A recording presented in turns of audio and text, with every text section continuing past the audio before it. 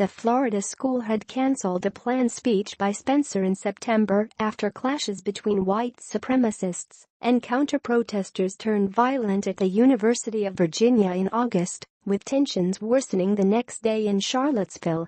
A man drove into a crowd of counter-protesters, killing a woman and injuring many others. That violence led several public universities to deny Spencer a platform in the days that followed, saying the First Amendment does not require them to risk imminent violence.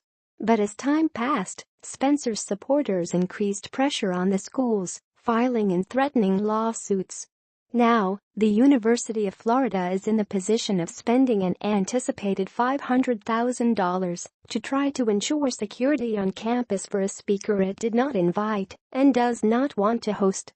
Concerns about security during Spencer's visit are forcing the university to close one of its biggest outpatient clinics and surgery centers, postponing medical services, one of the school's top doctors said.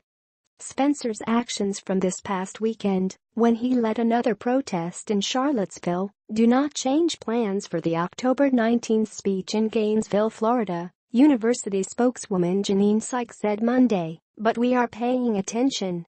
So are many others. And not just schools such as the University of North Carolina and Penn State, which denied Spencer a platform post-Charlottesville. Others view it as an incendiary test of a constitutional issue that touches on many of the political and racial tensions simmering across the country. People are concerned for their well-being and safety, said Dwayne Fletcher, a senior who is president of the University of Florida's Black Student Union. I personally don't want him on campus either, especially since the incidents in Charlottesville. Gainesville will definitely have a different atmosphere in the days to come and afterward because of his presence, Fletcher said.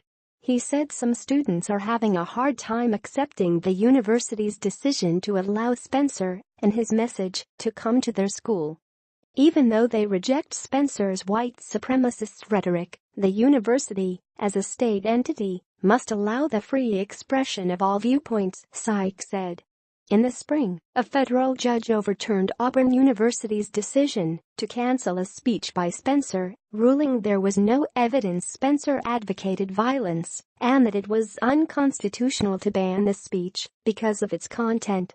In September, Cameron Paget, who is helping to organize Spencer's college tour, sued Michigan State University in an effort to force the school to let Spencer speak on campus. Paget is described in the suit as supporting identitarian philosophy. A Eurocentric political ideology which advocates the preservation of national identity and a return to traditional Western values. The case argues that people on the political left find the views of the National Policy Institute, which Spencer leads, objectionable and seek to shut down his events despite it being constitutionally protected speech.